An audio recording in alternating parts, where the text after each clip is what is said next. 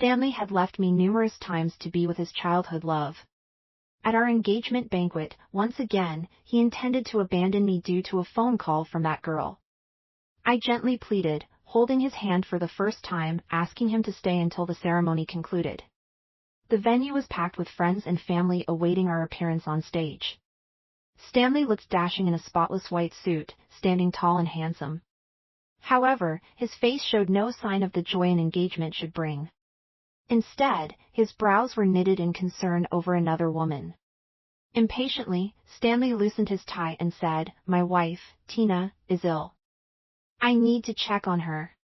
You know her health has always been fragile." His excuse was weak, yet it always seemed to work on him. I stubbornly clung to Stanley, unwilling to let go. But how could I retain someone who wanted to leave? "Please be patient. I promise to make it up to you in the future," I insisted. He firmly shook my hand and walked away, just as he had countless times before, using future promises to dismiss me. Little did he know, our future was no longer together. I lost my memory at the engagement banquet while chasing after Stanley, the groom who had fled. A speeding car struck me, and although I remembered everyone except him, I found myself wrapped tightly, resembling a mummy. The doctor informed me that I had several abrasions, but thankfully, none were serious. My parents stood beside me, tears streaming down their faces.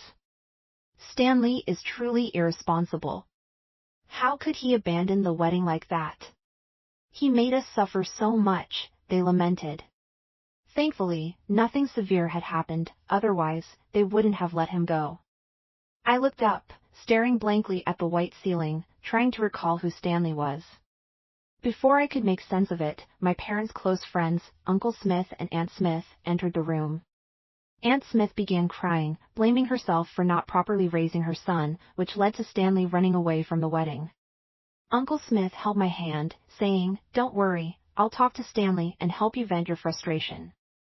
"Stanley," they all repeated, insisting he was the reason for my current state. But who was he? Why couldn't I remember anything about him? As I remained silent and expressionless, my parents grew increasingly anxious, asking if I was in pain or needed anything. Aunt Smith and the others kept cursing Stanley. I looked at Aunt Smith, who was relentlessly berating, and asked, "Who's this Stanley you're talking about?" My question stunned everyone in the room. My mother, terrified, called the doctor again for a brain scan. The final diagnosis was temporary amnesia caused by brain damage from the accident. Hearing this, I wondered why I remembered everyone else except Stanley. Perhaps it was because he wasn't important to me anymore. On the second day of my hospitalization, Stanley appeared, brought by the remorseful uncle and Aunt Smith. To give us some space, my parents and Aunt Smith left willingly, and Stanley walked in reluctantly. Seeing me injured in the hospital bed, his brows furrowed with impatience, and a mocking smile played on his lips. "Gil, what trick are you playing now, trying to deceive me into staying?" Not only did he look ghostly, but he also pretended to have amnesia. "You and my parents really?" I looked up at him. Despite his charming, movie star-like appearance, his words were anything but pleasant. He sneered, "You're acting like a melodramatic actress. No wonder Tina says you're the most scheming person behind everyone's back." I didn't believe it before, but now I see clearly. "Did you know Tina is also in the hospital? She had a heart attack from worrying about your accident. She's in the ICU now, and her condition is worse than yours. She needs my care more than you do."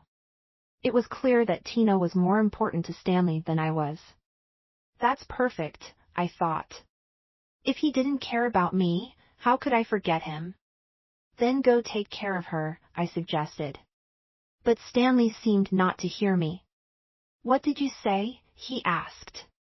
"I said since you're so concerned about her, go take care of her," I replied.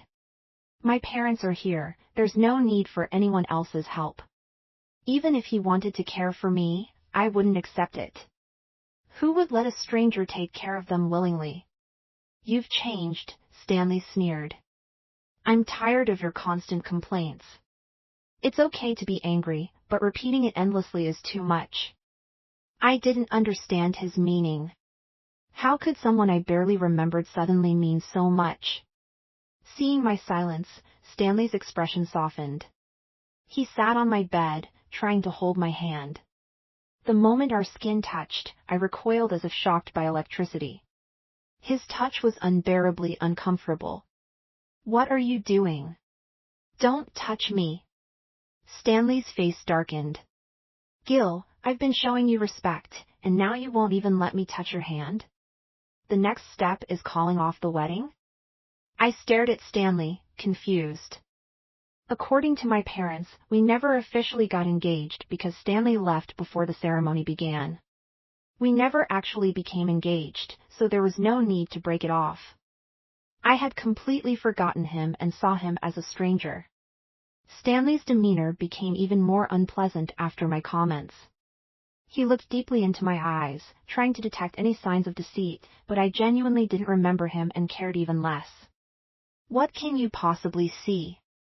I said confidently, meeting his gaze. Stanley gave up and sighed, admitting, "Darling, I know I was wrong. I shouldn't have ignored your feelings and left during the engagement banquet. I also know you're pretending to have amnesia to make me regret and feel sad. But what can I do? Tina has no one else but me.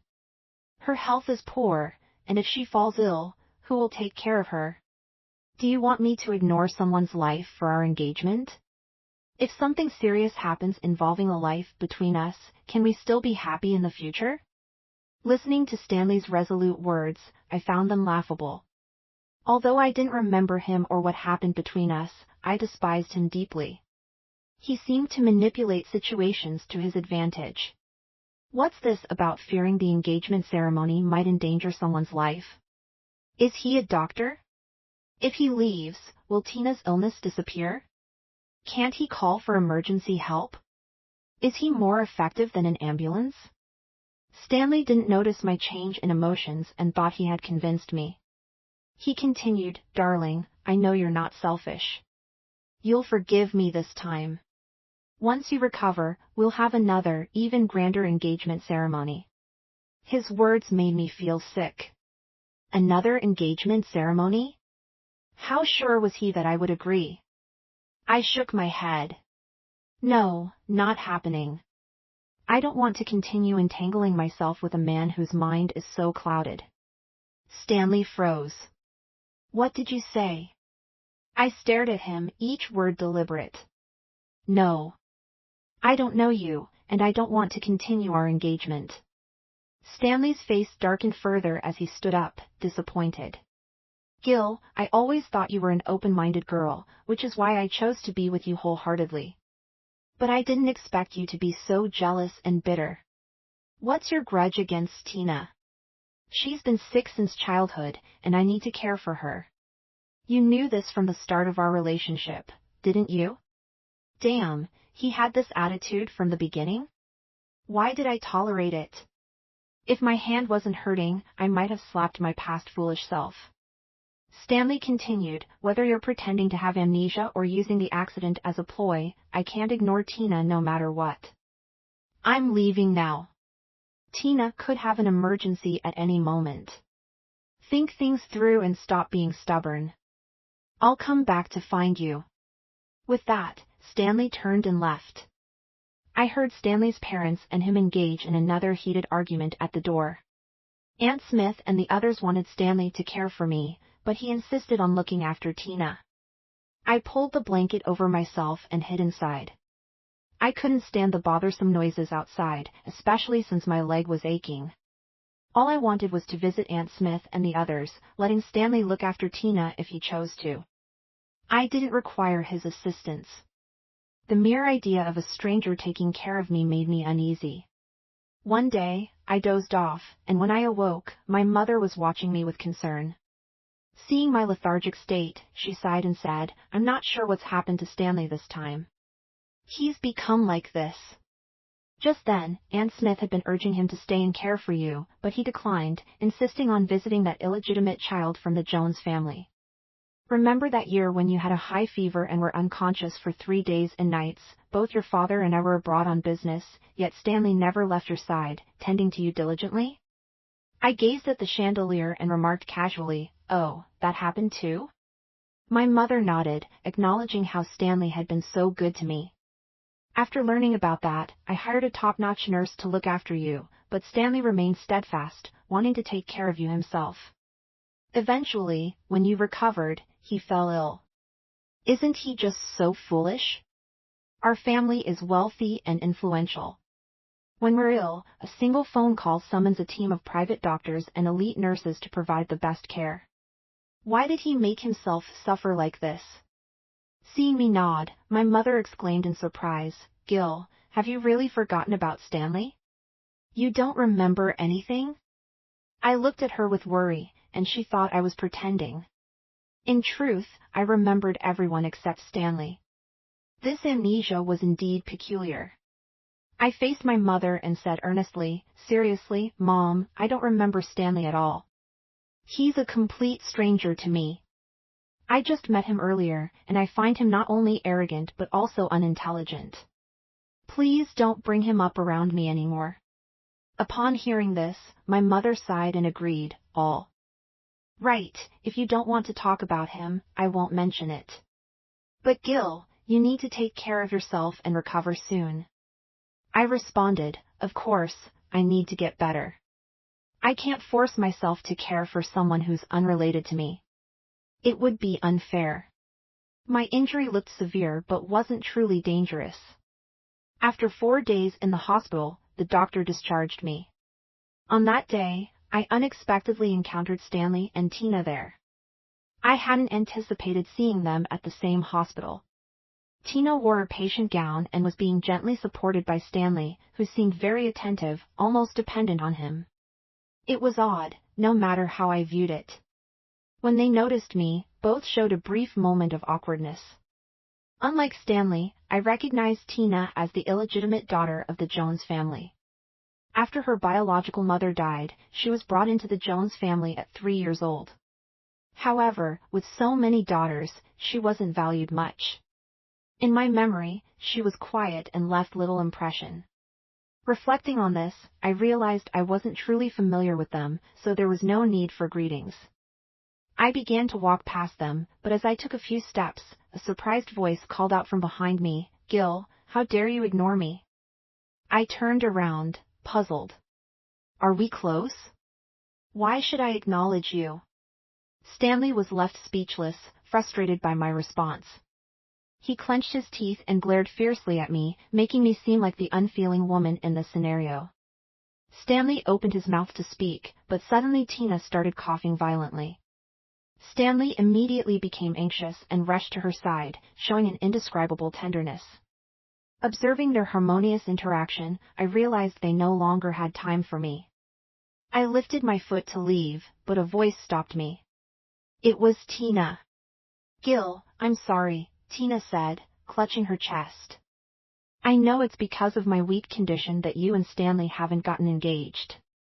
But besides Stanley, I have no other friends. Please don't blame Stanley. If you need to blame someone, blame me. I'm truly despicable. If you want to hit or scold me, go ahead, but don't take Stanley away from me. He's my only friend.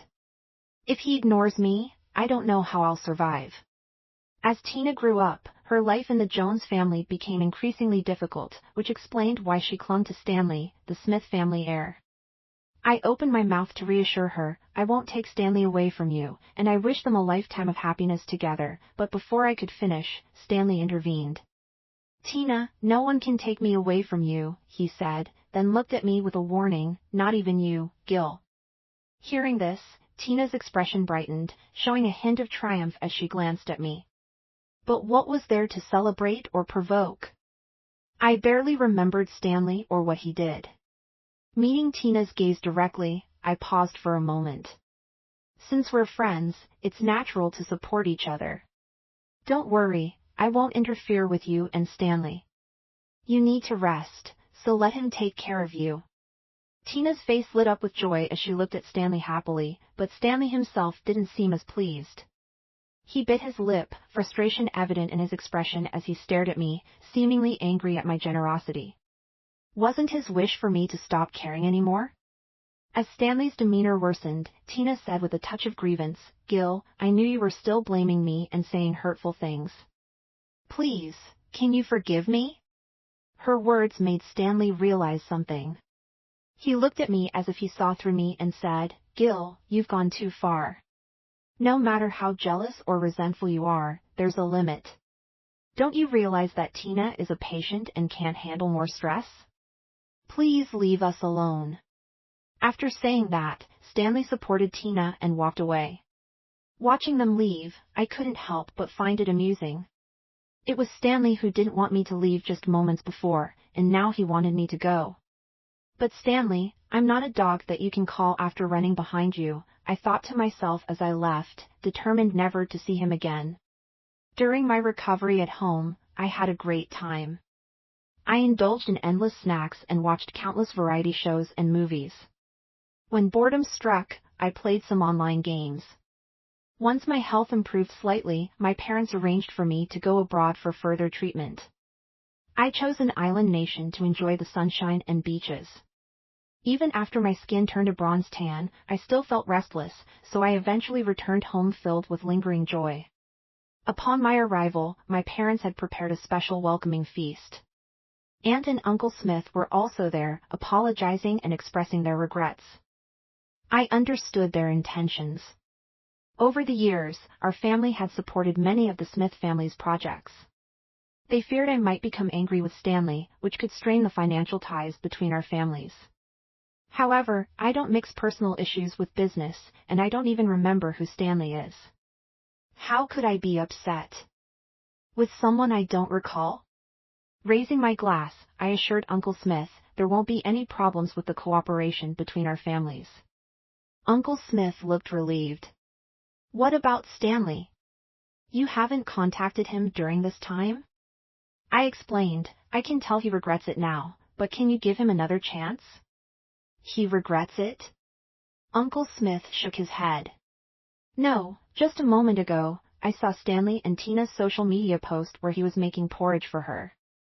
Seeing him cook almost moved me. I smiled and said, as you know, I have amnesia and have forgotten who Stanley is.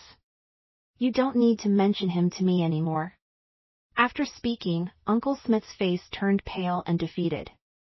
I understand, Gil. It's Stanley's own misfortune.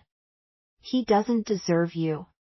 After the welcoming feast, I thought I would never interact with Stanley again. However, that very night, I received a call from him. Gil, I gave you a month of cold treatment to reflect, but how can you still act like this?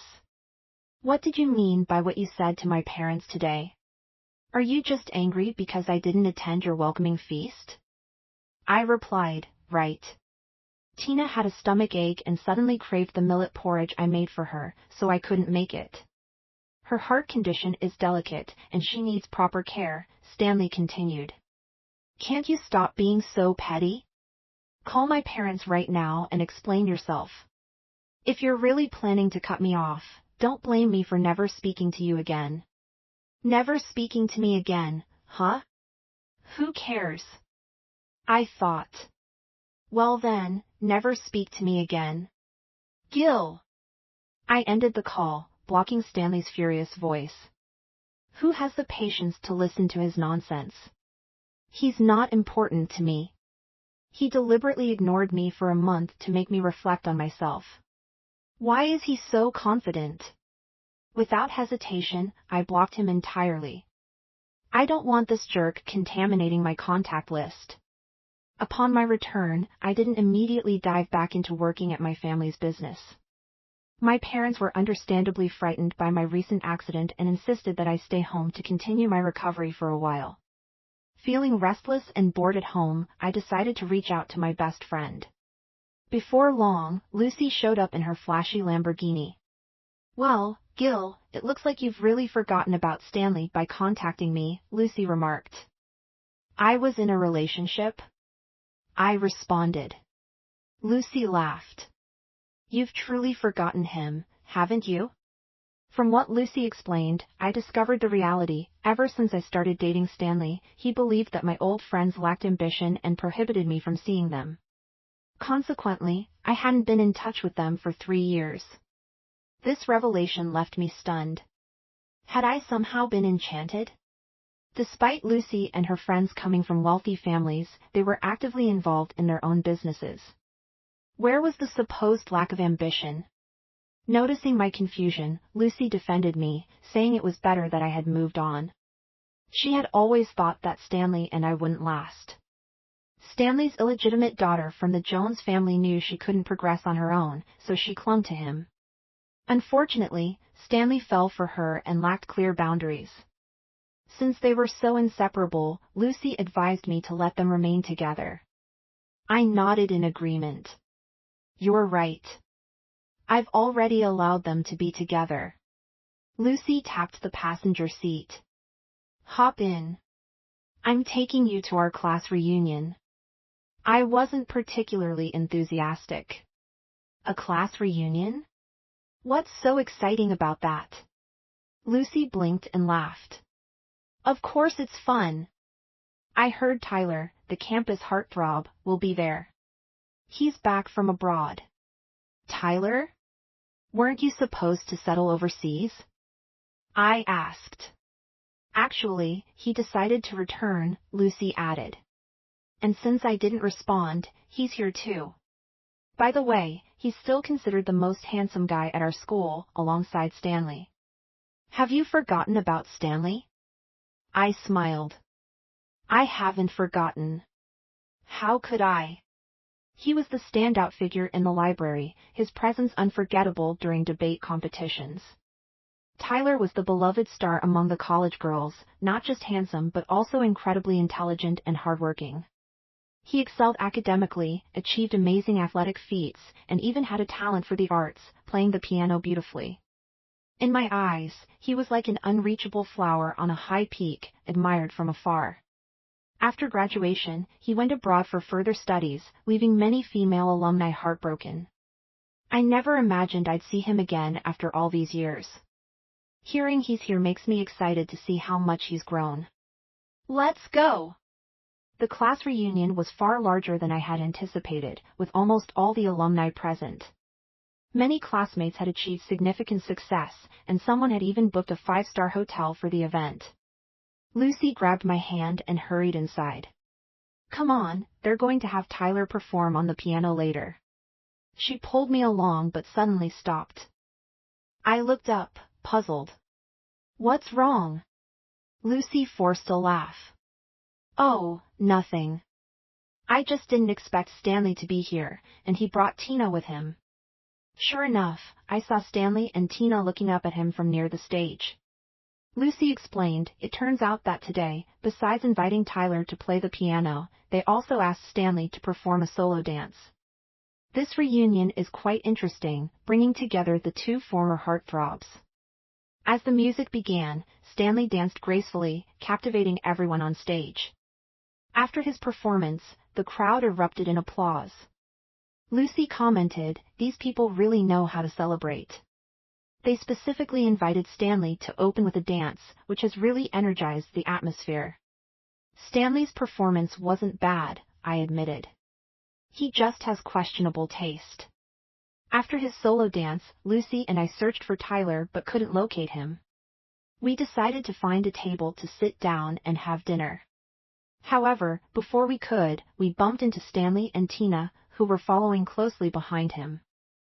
Stanley noticed me, his eyes lighting up. Gil, are you here to find me? I knew you couldn't forget about me, he replied. Tina stood behind Stanley, giving me a guarded look. I felt extremely bored. Why are these people so self-absorbed? I thought to myself, turning my head away coldly. I don't know you, so why would I come to see you? Actually, I came to see him.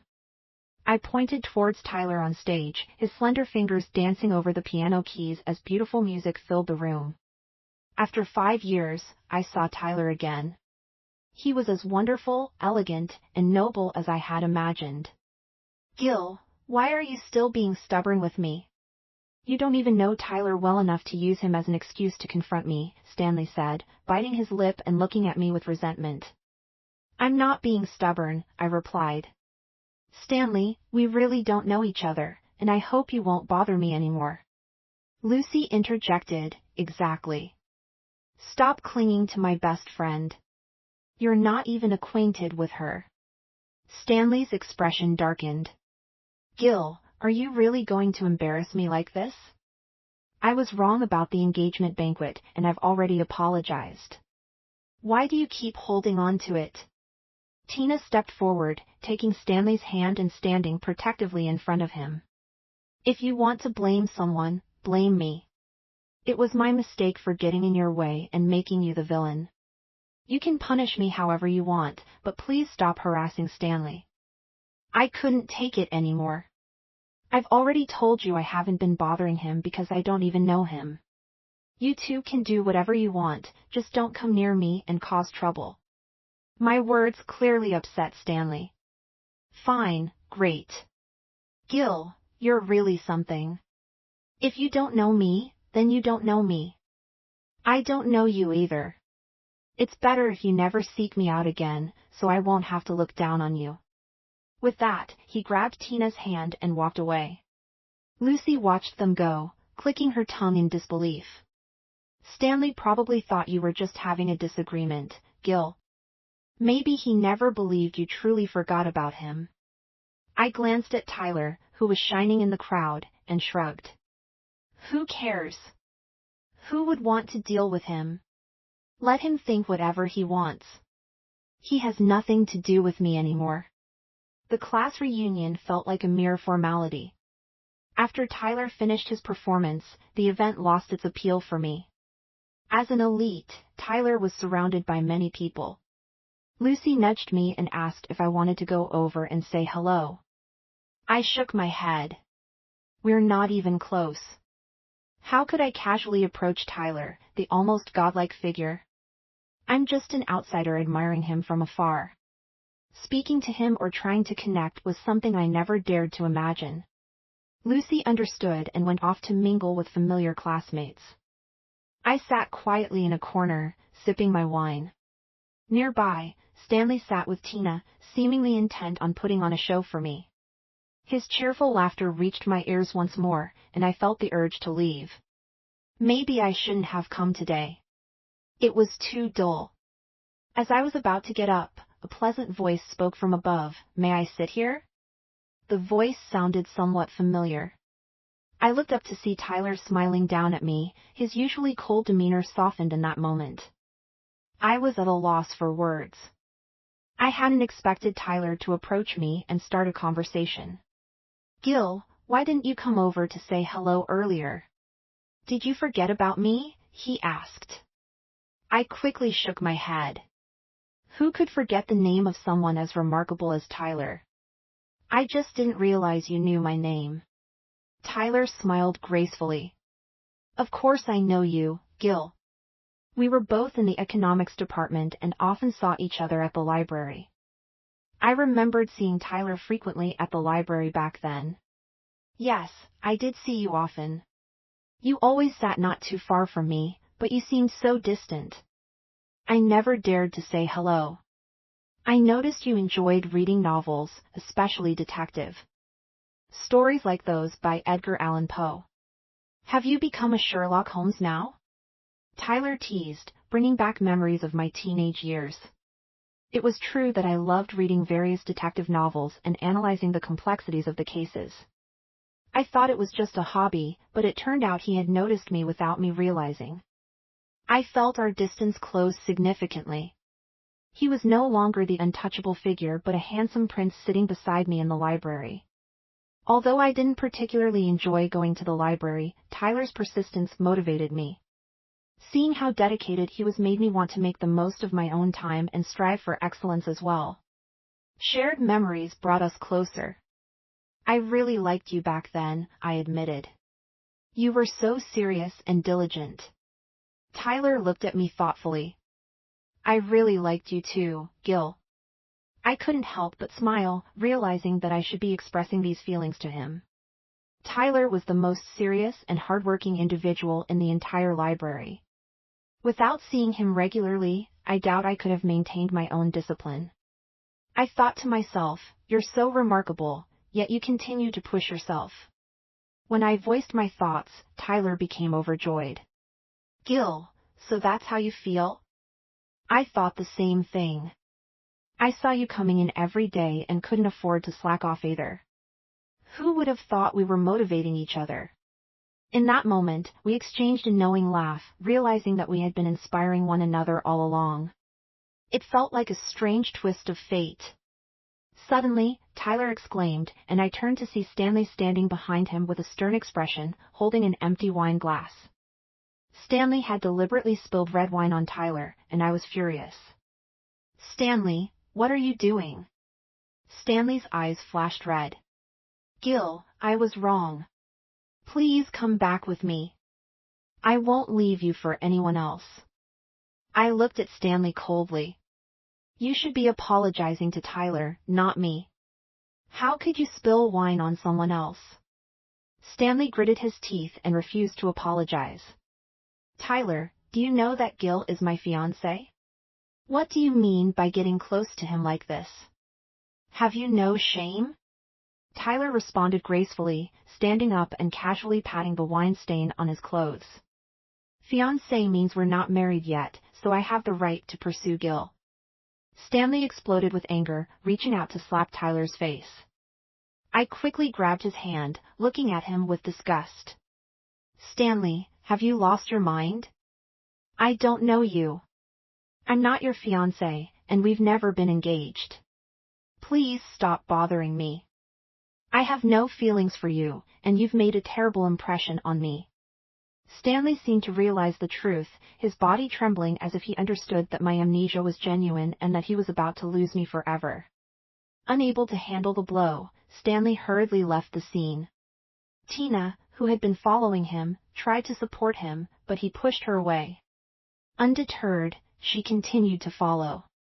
Curious eyes turned towards Tyler and me.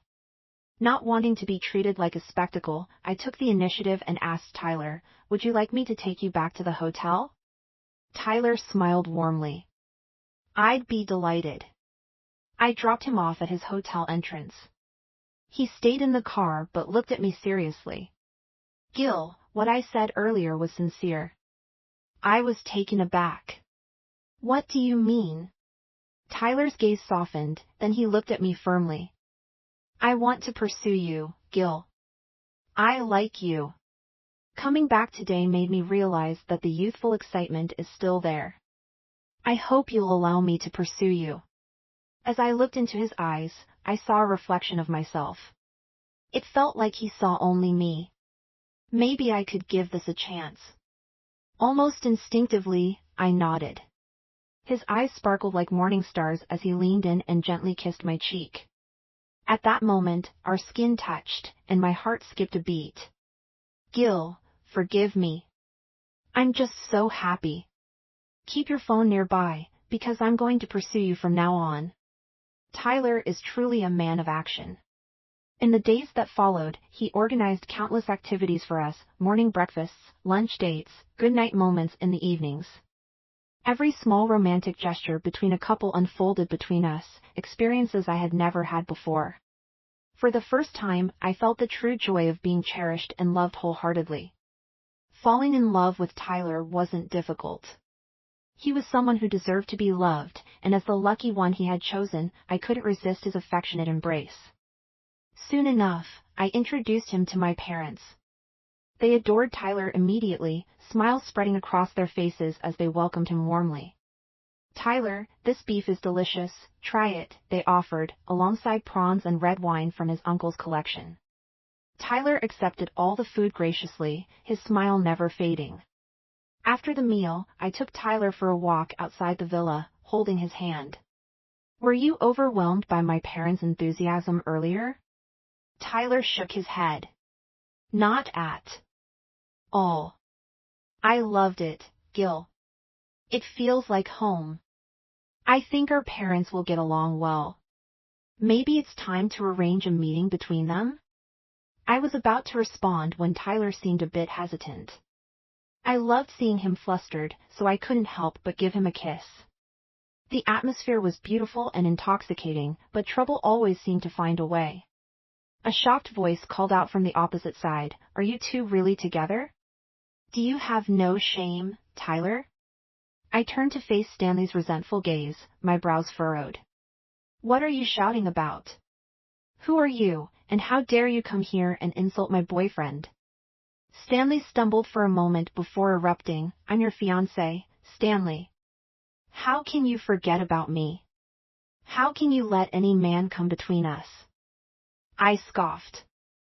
"Who says I can't forget about you, Stanley? I warn you, don't disturb my life anymore. Besides, Tyler isn't just any man, he's my beloved."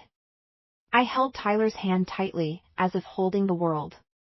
Stanley suddenly laughed maliciously, staring intently at our joined hands.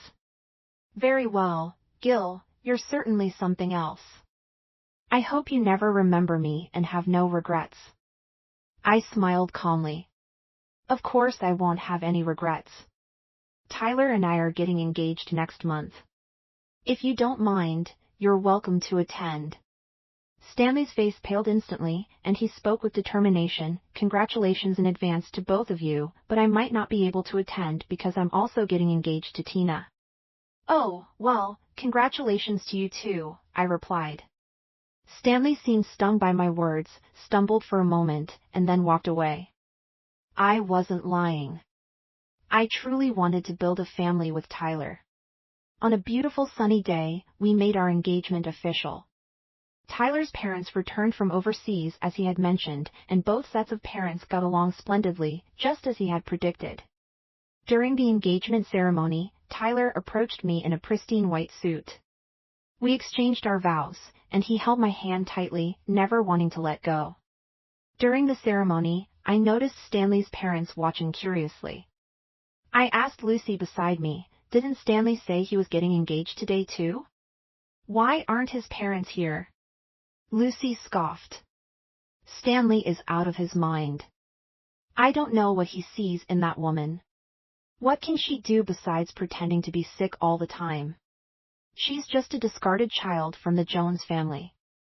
Stanley insisted on marrying her, and now the Smith family has kicked him out. Well, the Smith family has more than just him. Their second son is studying abroad and will be back soon." I nodded in understanding. "So that's how it is. It seems like everyone in the Smith family except Stanley has their lives together. Tina, that cunning and calculating woman, is definitely not a good choice for a daughter-in-law. I really don't understand how such a good family like the Smiths could raise someone as foolish as Stanley. But those things aren't my concern. After all, I have a handsome man by my side and no time to worry about a stranger." We got married 3 months after our engagement. It seems Stanley was trying to keep up with us, as he also got married on the same day. Lucy informed me of all this, but I didn't pay much attention. After our wedding, we went on a month-long vacation in the Maldives. Once our vacation ended, Tyler and I went abroad again. Tyler excelled in his job, and after discussing with both our families, we decided to open a branch of our company overseas to attract foreign business. As a result, we have been living abroad ever since.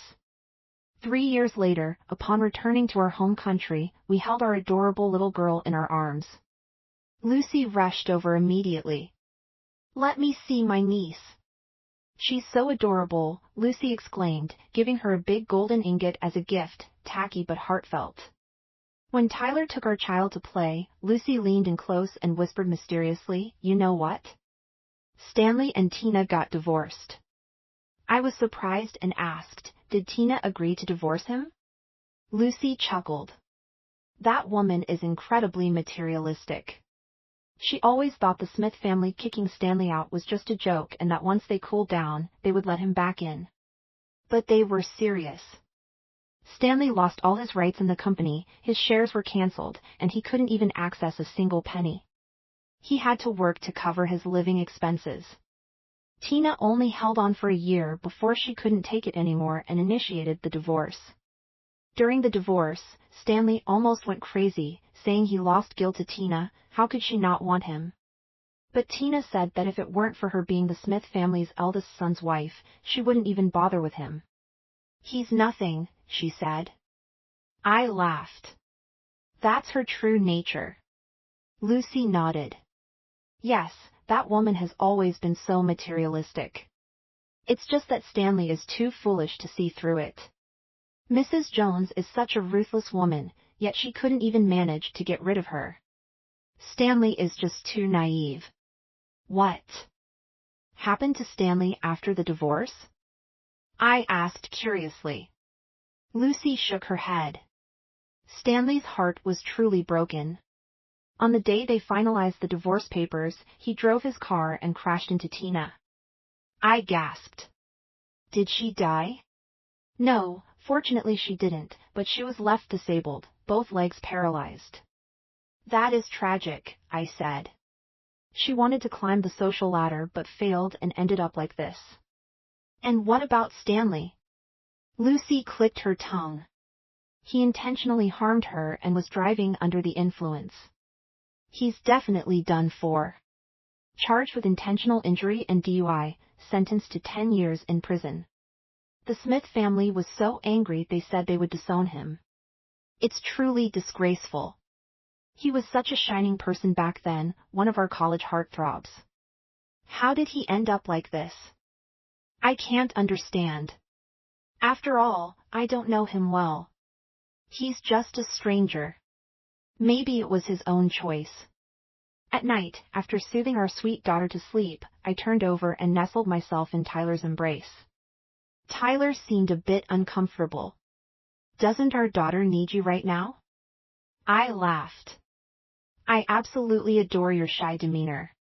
It's just a hug, nothing more. Tyler laughed as well. What did you and Lucy talk about during the day? I snuggled closer. I told her that having you is wonderful. Choosing you was the best decision I've ever made.